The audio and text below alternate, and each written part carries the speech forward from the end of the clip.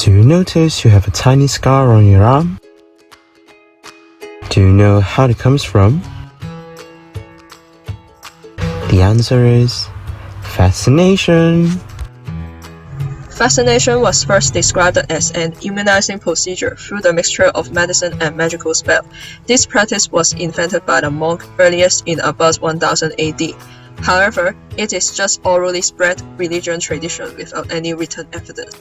Until the 15th century, people attempted to prevent illness by intentionally exposing healthy populations to smallpox.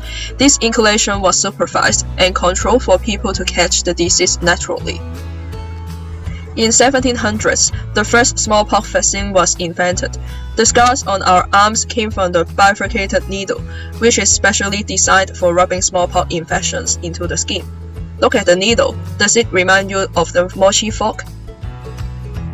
Vaccination is a simple and effective way of protecting us from a disease that we have not come into contact with before. Antigen in vaccine can stimulate the formation of antibodies in our body to fight against the disease. Although this antibody-producing process takes several days, once there are sufficient new antibodies produced, our body will get rid of the pathogen. However, the duty of immune cells does not end at this point. Our body also creates antibody-producing memory cells for that particular antigen. If that specific pathogen invades the body again, the immune system will respond so quickly. Antibodies can recognize and bind with antigens, but they have to be precisely in the right shape, a bit like a key fitting a lock. If the key and lock is mismatched, our immune system will not be activated. Traditional vaccines contain weakened or inactive parts of the antigen that triggers immune response within the body, while newer vaccines contain the blueprint for producing antigens rather than the antigen itself, but their background mechanism is similar. For example, there are different types of COVID-19 vaccines.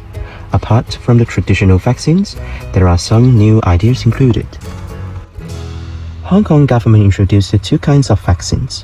One is Sinovac COVID-19 vaccine, using the entire inactivated virus to stimulate our body to develop immunity.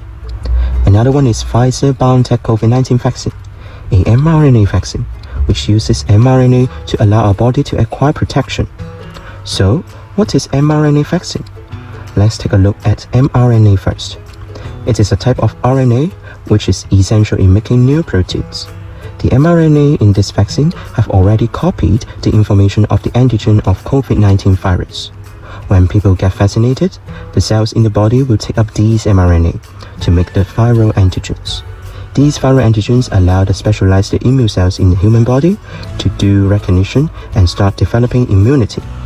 mRNA vaccine is safer as no viruses are introduced into the body, so the chance of causing disease is pretty low. Also, the mRNA will not cause the change in our DNA sequence. Actually, mRNA vaccine plays a vital role in fighting against the pandemic in Hong Kong. Let's look at the following map and you will know more about that. In the Hong Kong geodata store, you can find that most of the infected cases are concentrated in the coastal area of Kowloon and Hong Kong Island. So why is that? In fact, these places are densely populated. For example, the density of Kwun Tong district is around 59,000, which is the highest in Hong Kong. According to the triangle of human disease ecology, the transmission of disease is affected by habitat. In this photo, you can find that there are a large number of factories and residential buildings. Because of dense living condition, the contact of individuals is more frequent. So, this increases the chance of infections through direct contact. As a result, the cumulative incidence is the highest in Kwun Tong. Fortunately, we got the powerful mRNA vaccine as mentioned before. Because of its advantages, mRNA vaccine is widely used in Hong Kong. In fact, more than 80% of the total population have received at least 3 doses of vaccine. And some age groups, such as 40 to 49 years old, even has 100% of vaccination rate. Consequently, the death rate of the 5th wave pandemic is greatly reduced to less than 0.2% in people who have received at least 2 doses. Thanks to mRNA vaccine, the infection rate levels off, and we can finally return to the life before the pandemic.